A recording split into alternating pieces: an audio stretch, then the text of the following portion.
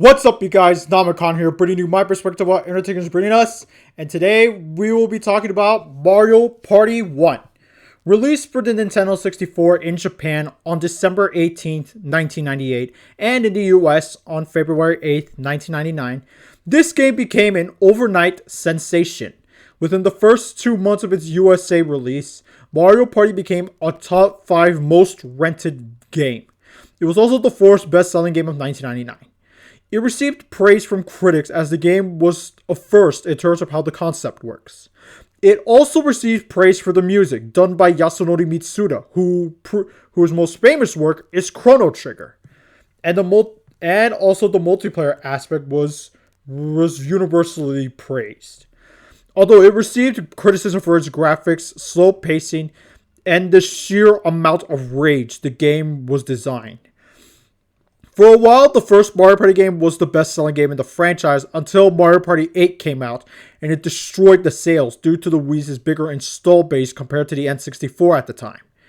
With the first game selling almost 3 million copies, with 8 in particular, it easily sold over 5 million copies, with already reaching 8 million copies. There's no story with these types of games. Like, the closest that I can think of is that Bowser's trying to collect as many stars as possible to rule the world. But even then, it's not the main focus. The big focus is the concept itself. So how the game works is that you get to choose 6 characters. And those are Mario, Luigi, Peach, Yoshi, Donkey Kong, and Wario. The game is up to 4 players, and you choose various game boards. And some of those are Mario's Rainbow Castle, Wario's Battle Canyon, Peach's Birthday Cake, Yoshi's Tropical Island, etc. The way the game works is that you use a dice board in order to make progress on the game board. And the way you move depends on how high your number is. The lowest is 1 and the highest is 10. And once everyone's turn ends, you begin a minigame. There are 3 types of minigames. One is free-for-all, one is 2 versus 2, the other is 1 versus 3. Whoever wins gets 10 coins each. And if you want to win the board game, you have to get as many stars as possible. And they cost 20 coins. So you have to save up as much as possible. There are many spaces that you stop on. There are blue space, there are blue, red, exclamation points, and the random space, which the color is green. The blue space gives you 3 coins. The red space takes away 3 coins. The exclamation point is either a one-person minigame or chance time. And the green space, which has a question mark, does whatever random shit the board game pleases. This concept hasn't been done before, nor has it been done as well as this franchise in particular. There may have been rip-offs, good or bad, but Mario Party still remains king. Now the main question is, does the first Mario Party still hold up? In my eyes, no. I cannot, for the life of me, give this game a pass. While this game may be huge during my childhood, along with Mario Party 2 and 4, nowadays, with so many Mario Party games nowadays, I just can't bring myself to go back to this as often as its successors. The games came after it. Well, I don't agree on the critics saying it goes very slowly. If anything, turns go on pretty quickly. But that's not the reason why I don't like the game. It's mainly how badly they designed this game. For starters, let's talk about Wario's Battle Canyon. This stage, you are forced to go to a cannon, and the cannon shoots you to another area. And the thing is, you do not get to choose whatever space you land. It does that randomly. And you do that on the stage constantly. If that isn't bad level design, I do not know what is. And don't even get me started on Bowser's Magma Mountain. That stage, and because of that stage, I do not want to get Eternal Star, which is the last stage in the game. I have no interest in it. I just can't do it because of Bowser's Magma Mountain, because of how fucking brutal and rage-inducing the way they designed the board game. I almost lost friends because of that board. As recently as a few weeks ago. There were also a couple of minigames that just baffled me with how the controls work. And thanks to the way the minigames were designed, the game received controversy when it first came out. For those that don't know, this controversy happened when you had to use your palm for a couple of mini games, and the controller for the N64 is a plastic analog stick. And that plastic analog stick isn't really comfortable to use. It's probably the worst analog stick I've probably it's probably the worst analog stick I have ever seen if I've known the match. Not the best idea.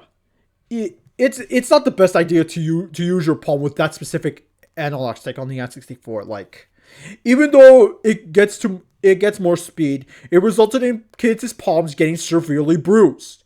And it got the attention of parents complaining to Nintendo hard enough to the point where they were attempting to sue them for damages. While no lawsuit happened, the New York General Attorney and Nintendo of America agreed to pay settlements. And for a while, those minigames have not come back to the franchise. Since then, until Island Tour for the 3DS over a decade ago. That was also a major reason as to why people speculated as to why Mario Party 1 hasn't not been ported to the Virtual Console for both the Wii and Wii U, and instead they ported Mario Party 2 instead. But now it's been re-released on Nintendo Switch Online, so I guess it's fine now. Nintendo had to pay almost $2 million in damages and had to give the gloves to the injured.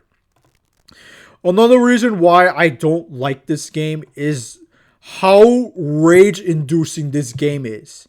Like in one turn, you could be at the top of the, you could be in first place, and while the next turn, you could be at sheer last place because of how fucking random it is.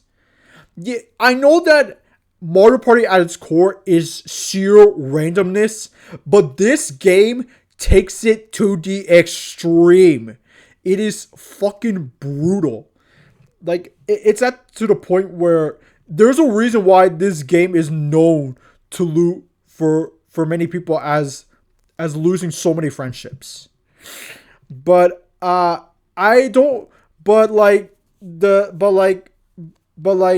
the amount of sheer rage this game gave me hasn't even come close to its successors. Like, I actually had a fun time. Me and my friends had a fun time with Superstars, with 4, with 9, but with this one, dude, we just couldn't do it. We wanted to play a different game. It was that bad. And honestly, it got to the point where I can't call this a good game.